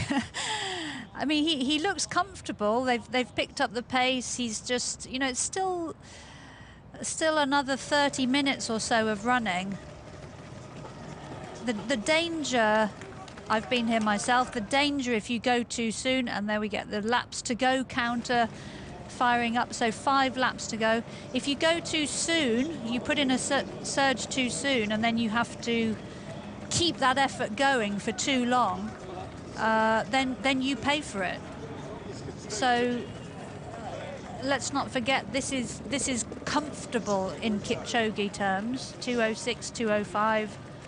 I think he's just biding his time a little longer, but Kipchumba next to him is looking very comfortable. Yeah, I agree. He looks very, very calm, relaxed and composed. I guess from the perspective of these other athletes, Mara, the way they've got to look at this is in a funny kind of way. They're under no pressure. Everybody is expecting the Olympic champion, the world record holder, the first man in history to run inside 2 hours, albeit on a non-ratifiable race. Everyone's expecting him to win. So the pressure here and the expectation is all with the Olympic champion. But these other guys, a fair number of them, Geremiu most notably, Lemmer as well, Wasihun, they're more than capable of racing at these speeds. Maybe the question is, how fast can they accelerate? We know that they can run 2:3s, and in the case of Geremiu, high 2:02s, but how quickly can they accelerate and how well can they maintain that additional pace? That's what we might begin to find out over the next 25 minutes or so. Yeah, I mean, this is slightly dangerous territory for Kipchoge, having this many people for company at this stage in a race. You know, if he's running 2:02, 2:03, he would have far fewer rivals around him. I mean, Geremu, you know, 2:02.55 in London last year, stayed with Kipchoge almost to the end. If anyone can do it, I think he can. I'm just keeping my eye on Kipchumba. I think he looks very relaxed.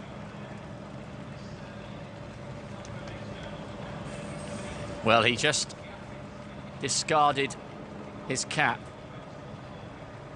Is that a sign that he's about to go for a major injection of pace? I'm reliably informed when Kip Keino turned pro on the US track circuit, the cap was tossed aside when he was ready to go for it.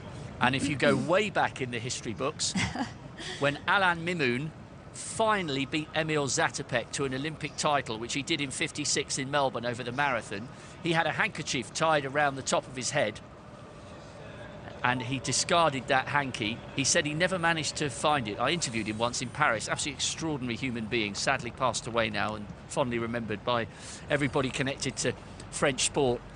Mimoun discarded his hanky and then ended up making history. Anyway, so I've heard the same story from Veronique Marot, Rob, who back in about 2006, I think it was, pushed her down the UK all-time list by 1 place. And she said, I remember talking with her and saying, when you take your gloves off or your hat off or whatever it is, that's when the race begins. Well, it's game on at some stage, isn't it? Because you quite rightly said, if it's 02 or 03, 3/4 of these men are not in this group. But when it's mid 205s, suddenly that's a conversation they're more than capable of having. And at some stage, somebody is going to have to inject some pace to begin whittling this group down. There's Connor leading Herzog, the Austrian, who's run inside 2:11. Mellor looking good there in 3rd place in that group. And this might be, thought perhaps that was a replay, was it? Of Mo Farah deciding enough is enough. The reigning Olympic champion over 10,000 metres has made his contribution to this year's Virgin Money London Marathon. That's him done, and he leaves the rest of the guys who he was running alongside for so long to try and ensure they come home inside 2:11.30, the Olympic qualifying as set by World Athletics. In the black, 3rd in that group is Melekaya France of South Africa, 2:14.57 PB. So he's having a cracking race so far, and Woodfine from Australia at the back of that group. So Ben Connor having a fantastic day. He ran a PB 60.55 at the Antrim half on the 12th of September, so good recent form. It's his debut marathon, so I think he may well get under that magic 2:11.30. In Kenya, our diversity is our strength, and if you don't find a beautiful place in this world, then come to Kenya. Kick off the season on a winning note by entering our Premier League competition. Simply enter the daily quiz and you can stand in line to...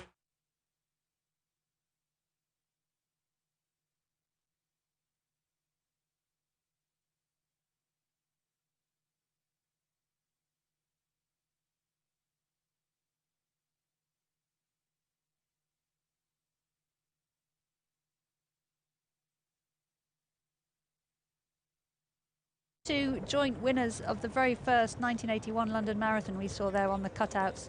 No crowd today. This is one of the COVID safety measures the London Marathon have put in place today, and instead we've got cutouts of royalty, past winners, fancy dress runners to give the race some atmosphere.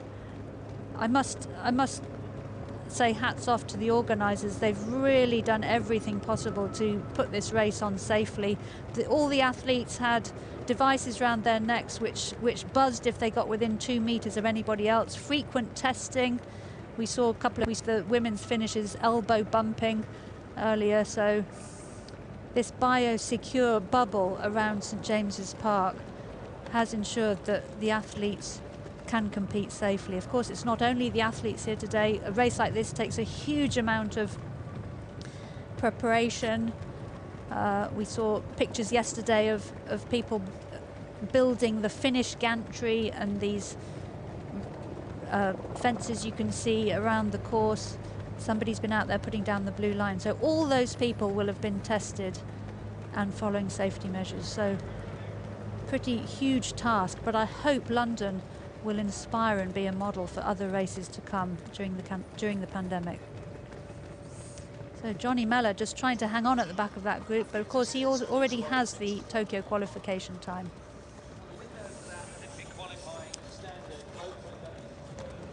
So Kipserem now pushing it at the front of this group.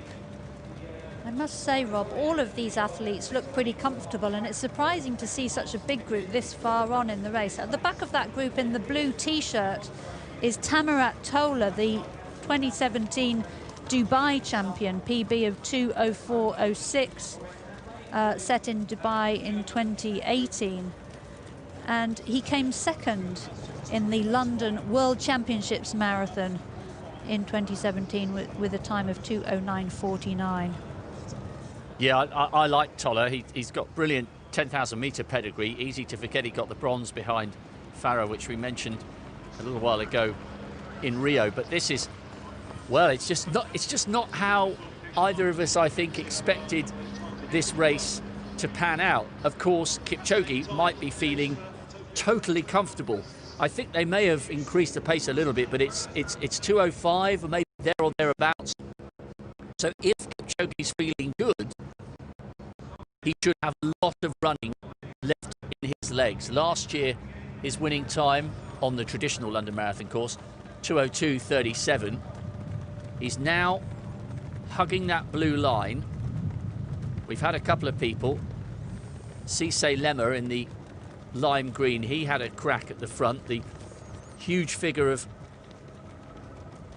Vincent Kipchumba had a go at the front.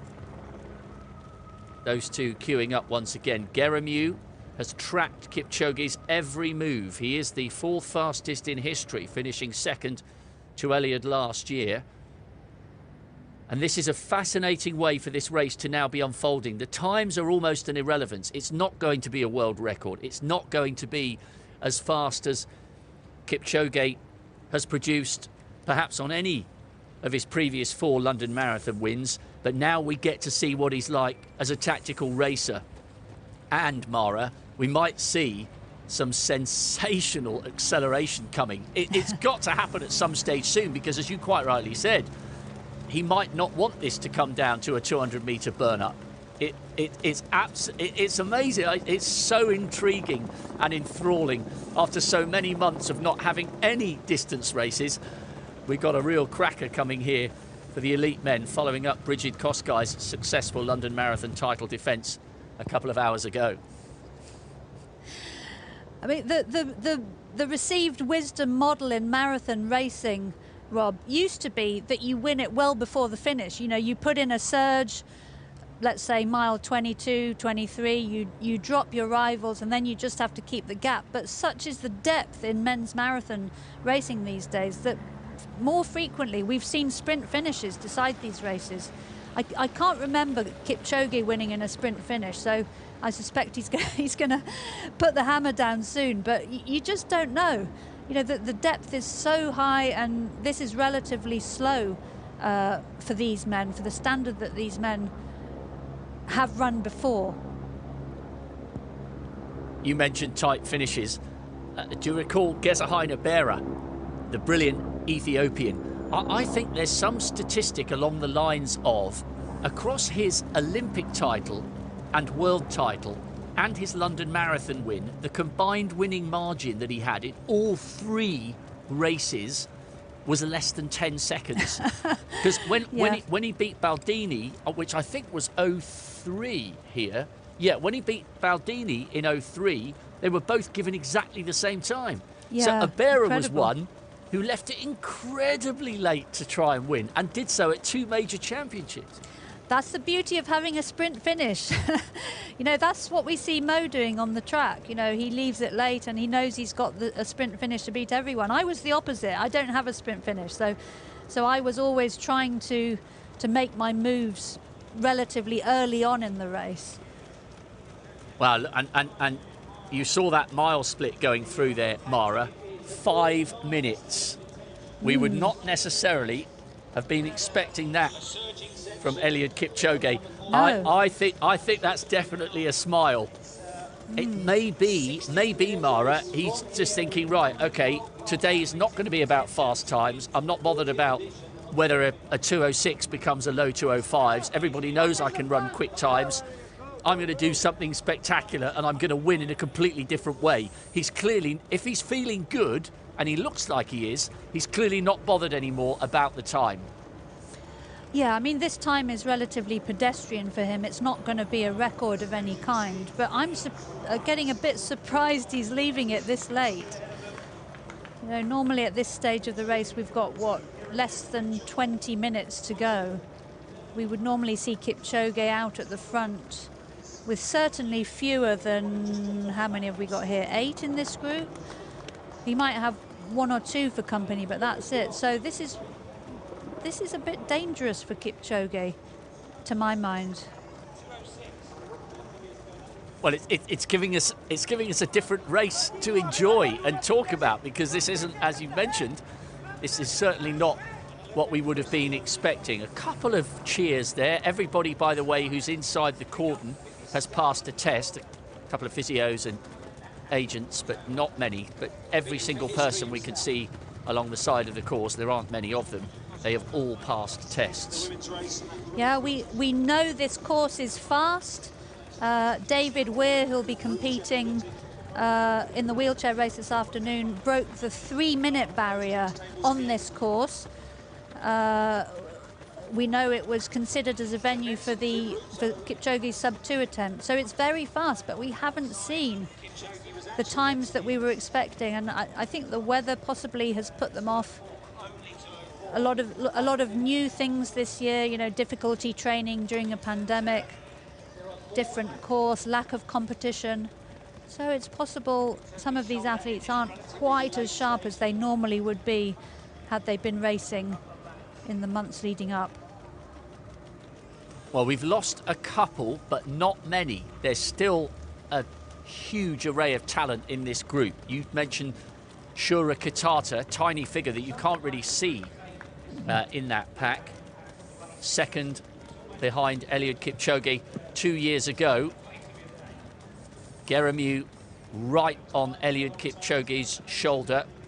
Toller's at the back of that group, along with Cisse Lemma. Lemma, the athlete in lime green, who definitely had a turn at the front. And Kitata has decided to take it on.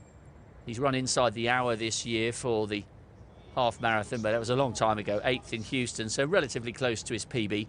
9 podiums from 12 marathons, Kitata. And he's decided around St James's Park that it's time to put a little bit of an injection of pace in after a 5-minute mile. So Kitata leads. Kipchoge, the world record holder, the Olympic champion, in second. The defending London Marathon champion, bidding for an unprecedented 5 able-bodied titles. That would be an outright record. Geremu is, he couldn't be running any closer to Eliud Kipchoge if he tried. Yeah, just tucking in there behind me. Geremu's run a great race. I don't think he's been at the front. He's just tucked in there, ticked off the miles, tracking Kipchoge very closely. If anyone can get close to him, it's him. So, but honestly, all of these men look comfortable. Tola looks a bit in danger of being dropped off the back of that group. When they were strung out a moment ago, I thought he was going to lose contact. But, you know, all these men are world-class athletes and could challenge Kipchoge. Well, my adrenaline's beginning to flow a little bit here, Mara, even though, you know, we're a couple of miles away, weren't allowed to get beside the course, and we're not even in the same room, you and I, so the social distancing is being adhered to even in the respective commentary boxes. But this, I mean, if Eliud Kipchoge has got a problem here, and he might not, he might be lulling us, he might be just teasing us with a bit of drama and put in the most, incredible burst of acceleration we've seen in recent marathons. But if he were to have a problem here and he didn't win, are we just too close to this sport? How big a story would it be, do you think? Well, every great champion's career has to taper off and end somewhere. You know, he's been so dominant in the sport until now. He can't go on winning and producing incredible times forever. I'm not saying if he gets beaten today that will be it for him, far from it. But, you know, eventually, and there's just so much depth in the men's marathon. Youngsters like Geremu coming through, and even relatively unknown athletes. You know, we've got a handful here, but there are hundreds, thousands of East African athletes who are world class. Only a handful can ever race in these big races, but as soon as a newcomer comes through, you know, they put pressure on the big guys. I thought I just detected a slight grimace there, Mara, whilst you were talking. I'm not sure we would have necessarily expected Kipchoge to be happy towards the back of that group. Alongside, yes, and biding his time, possibly, but Eliud Kipchoge, the world record holder, has allowed a few metres to grow. And I'm not sure about you, but I can't quite think of a solid reason why he'd be doing that consciously, unless he was struggling. Yeah, I agree. Surprising that. There's a definite gap. It's small, but there's a definite gap. If he were intending to win this race, he would certainly not be doing this. So Kipchoge looks like he could possibly be in trouble. He hasn't lost a race since he finished second to Wilson Kipsang when he broke the world record back in Berlin in 2013. He has been the model of consistency. He is arguably the greatest marathon runner in history. Yes, okay, he is yet to successfully defend his Olympic title, but he looked comfortable. It looked like he was waiting, poised to strike.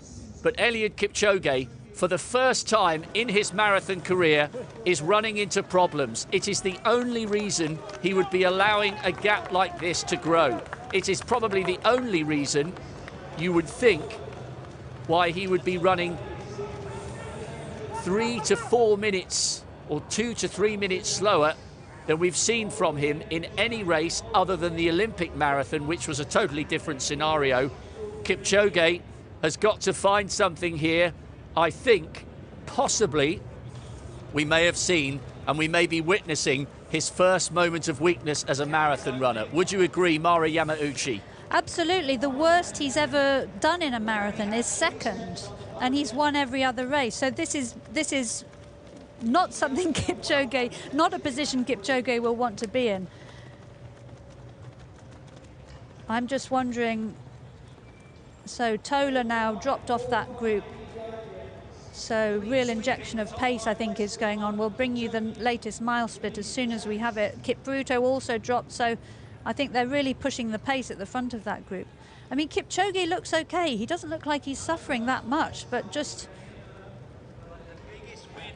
it's a bit puzzling that he hasn't got a grimace on his face. I think there is, occasionally, there has been a tiny grimace. You would argue this, Mara. It would be one thing to be right there with the group and maybe get out-sprinted by somebody 5 or 6 years younger in an eyeballs-out burst to the line. But if Kipchoge ends up running something like 2:06 or 2:07, for somebody who has made 2:02 and 2:03 and 2:04 his metronomic norm, there must be a problem for him today. There must surely, there must be an injury, there must be something that he was gracious enough not to talk about in advance of the race, to preempt an excuse. There's something not quite working for Kipchoge today, and we might find out after the race. I don't know about an injury. I mean, he didn't say anything about an injury. He's appeared to be perfectly comfortable. You know, there's no indication of something going wrong. That last mile split, 4:46 for the leaders. I'm struggling to understand what's happening with Kipchoge, because he doesn't look like he's really struggling. At this stage of a race, if you're intending to win, you work 110% not to get dropped by the lead group. But he looked like he was coasting, and yet he got dropped. So not quite sure what's happening for Kipchoge there, but the lead men must very soon be approaching. 1 lap to go. Yes, we've just seen Peter Herzog, by the way, the Austrian, just ahead of Connor and Mella. This is the battle for the British title. Connor making his debut, as Mara indicated. He ran just inside 61 minutes for a half marathon PB recently. Mella's already got the qualification time with that excellent performance in Seville, finishing 22nd, but just outside 2:10. So there's a real duel going to go on between the two Britons wearing identical arm warmers. Meanwhile, the key piece of information we need to know at the front is whether Eliud Kipchoge has managed to mount some kind of comeback on the lead group. But I agree with you, Mara, there isn't a valid reason why he would be anything other than on the leader's shoulder at this pace if he was feeling comfortable. Yeah, I mean, the only reason is he's not fast enough and he can't keep up. But in Kipchoge's world, that never has appeared until now. But I mean, that gap is too big, I would say, for Kipchoge too. He was catching Tola a moment ago, but I don't see how he can make up that group now. No, and this means, sorry, Mara, this now means what a massive opportunity. Chris Thompson coming up there to be lapped. He's having a tough day alongside Dowie Griffiths. But what an opportunity for one of these young men in this group now. Yeah, absolutely. We're talking all about Kipchoge being beat, but you know, these guys at the front, they've really taken the race to him. Still 5 in that lead group. I think we may yet get a sprint finish. They've taken it in turns doing the heavy lifting at the front. You know, let's not take away, Kipchoge is being beaten, but let's not take it away from these 5 men at the front. Kipchumba, for me, has been looking very comfortable throughout. Yes, Kipchumba, if you're just joining us, he's the tall figure at the back of the group. There's Eliud Kipchoge. His reign as London Marathon champion is about to come to an end.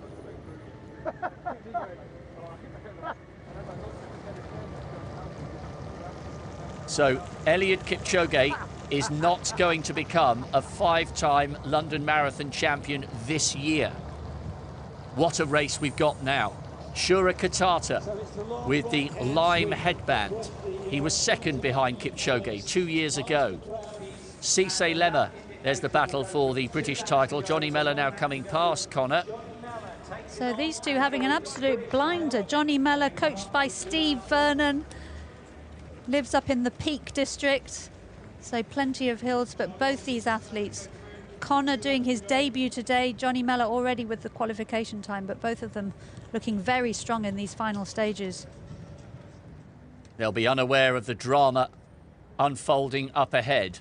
It's Kitata with the lime headband. Then you've got Cisse Lemmer, the 10th fastest in history, with the lime green vest. 1:59.19 at 40k. But this is not about times today. This is about a story of one man's quest for greatness that has taken him to the top, but has seen him today fall short of his own high standards. There'll be shockwaves going through Kenyan distance running at the moment. I mentioned all those people who'll be watching in Eldoret. Well, now they'll be hoping that Kipchumba rivalry unfolding once again between two beautiful, proud nations separated by the vast, breathtaking Rift Valley.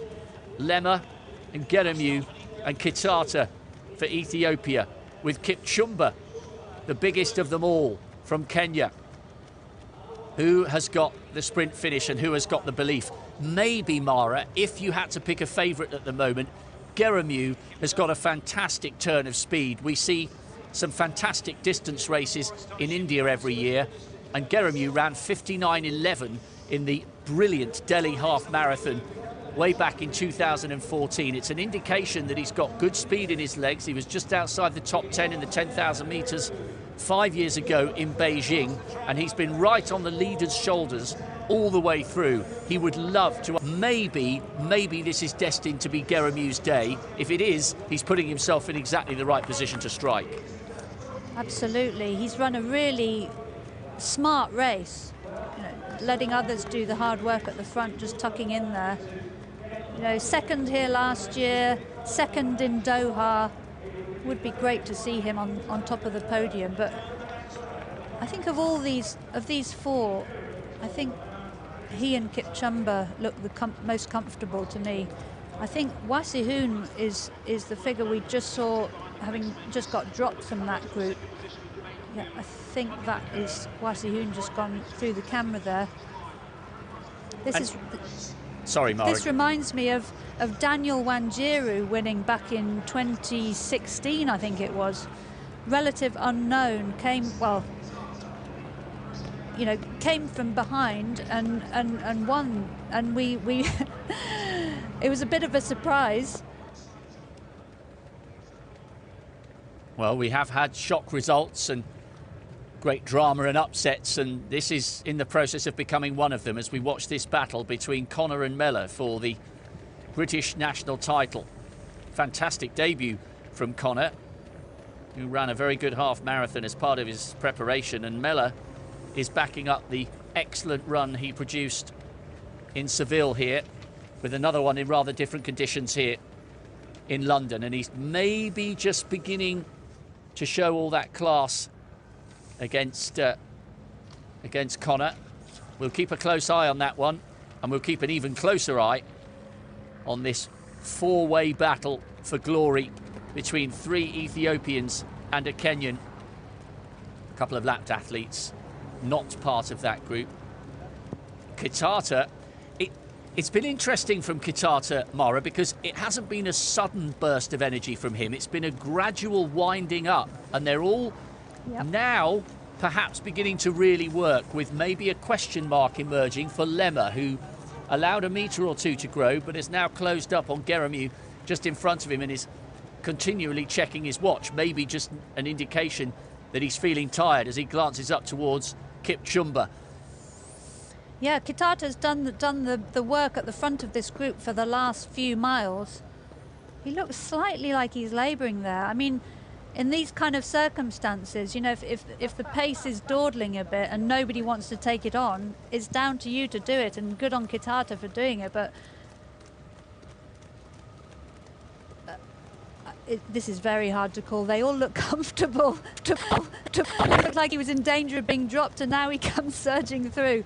I think we're going to have a sprint finish. And look, that perhaps I maybe thought that Geremu might be able to draw on the fast finish he produced in Delhi a few years ago, but Geremu's suddenly the man who struggled. So he who would be king hasn't taken advantage of Eliud Kipchoge's sudden inexplicable loss of form. Geremu, the man looking over his shoulder. So it was three Ethiopians against a Kenyan. Now it's two. Kipkeita, a very, very tired figure up ahead. There are casualties all around this 2.25 kilometre course. Lemmer, Kitata, Kipchumba. Kipchumba is the slowest on paper of the three, but he looks up for the fight here, and he's got a huge size advantage. And maybe Lemmer, that's the second time in these little groups that Lemmer has allowed a little gap to form.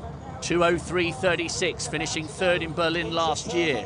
Kitata might fancy the job here. He's been the one to inject the pace. Geremu's definitely gone. He's going to have to work hard to hang on for fourth place. So who is going to have the sprint finish here? It's Kitata, it's Lemmer, it's Kipchumba.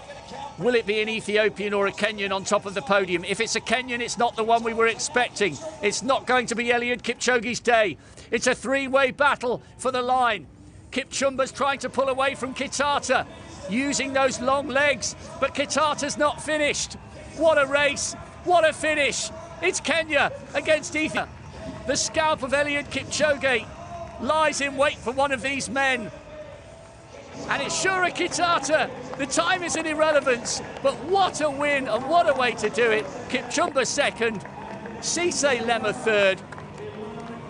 What a race. Real heart there from Kitata. When the taller figure from Kenya went past him, you thought it was a definitive strike, but the tiny Ethiopian was not to be beaten. Second 2 years ago, it's all gold today for Kitata on an afternoon where we've seen Eliud Kipchoge dethroned in the most spectacular fashion. We're still waiting for the Olympic champion and the world record holder to cross the line. Good run from Kipchumba, it really was, for second place, building on that momentum he displayed in Amsterdam last year. Here comes the man who has so often dominated all before him. All great champions have their off days, and today it was Eliud Kipchoge's turn to find out that it doesn't always go according to plan in the marathon. He won't make excuses. He's a man of immense courage. This was the day he was to be denied. And it's Shura Kitata, the 24-year-old, who reigns supreme. 2 years after finishing second to Kipchoge, he's come out on top. Maybe they'll have the wheels, maybe not. It's going to be somewhere around where the two bricks are as well. When they went through just with a lap to go, they were very close between Ben Connor, of course. A reminder, Johnny Miller was the leading. Mara, I think you're almost lost for words.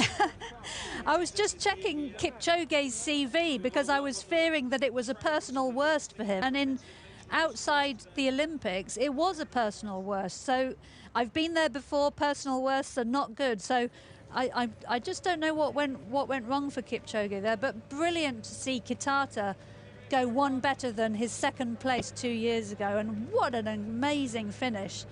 The men's marathon here in London has seen a few sprint finishes in recent years. And to finish with a race like that, just brilliant. Oh, and you thought that Kipchumba was going to take that with his long stride, but he went into the lead by maybe half a metre, but it was never decisive. This is good going here from Johnny Miller. Excellent running. The 33-year-old, 10th in Berlin, just inside 2:13 a couple of years ago. On his way to securing the British title here, having already got the qualifying time for Tokyo. One of three men, but the only one competing in this race. Callum Hawkins has sat this one out. He was pre-selected after second in London, in the World Championships in London 3 years ago. Fourth place rather in London, and fourth in the sweltering conditions of Doha last year. Mellor is the third. Farah, we know, has got the qualifying time, but he's going for the 10,000 metres and a duel with Joshua Cheptegei. Just looking back behind Mellor, though, I wondered if Connor was having trouble. But they were on Birdcage Walk. They're very close to the finish, so he just needs to hold it together. So Kip Serum there, finishing in 10th place. Well, Johnny Mellor edging towards the line on a day where we've seen Eliud Kipchoge dethroned. No fifth title in London this year for the Olympic champion.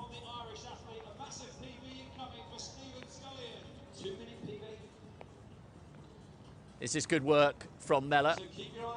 Very consistent. It's not going to be a personal best, but it's a good run. 14th at 2:18.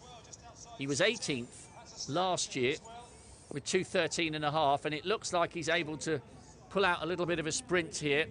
He's got some energy left after overcoming Ben Connor in that battle for the British title. Excellent run this, Mara. What is it? Mid 2:10s in tough conditions. This is a great performance from Mellor and a brilliant way to back up his qualification time. He's done it again.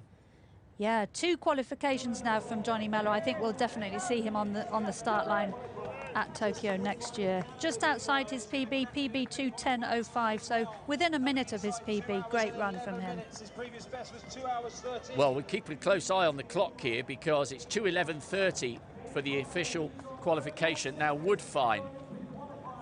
Yeah, that is brilliant for Tristan Woodfine. PB 2:13.16, and he's just produced the qualification time, and that may well secure him a place on the Canadian team for Tokyo. That's of massive significance for Woodfine, it really is. Yeah, big PB for him. I'm just concerned to Connor because it was, here he comes, just inside. Well done. That is he's hung on brilliantly there because look how much it took out of him. He must have known, okay, the British title has gone, but he's done it. He's put himself in the conversation, Mara, for a place on the plane to Tokyo next year with his debut. That was excellent. That was brilliant. 2:11.18 or so. We'll bring you the official times when we have them, but he was looking fantastic with Mellon 5 minutes ago, and then suddenly something went wrong. Those dreaded jelly legs on the finish line, I think he was... Things can turn... If you hit the wall in the marathon, you can be going really well 1 minute and things can turn horribly badly, but Connor just managed to hang on and get that Olympic qualifying time. And by the way, we didn't see him crossing the line, but it would be remiss of us not to mention what a fantastic run for the Irishman, Stephen Scullion, breaking 2:10 for the first time, 2:09.49, Olympic qualification guaranteed, massive PB, well done to Stephen. Coming out of retirement has been well worth it. 2:11.52 becomes 2:09.49, and I'm pretty sure that the Irish selectors will be putting him on the plane to Tokyo. John Tracy will be over the moon wherever he is in Ireland watching this.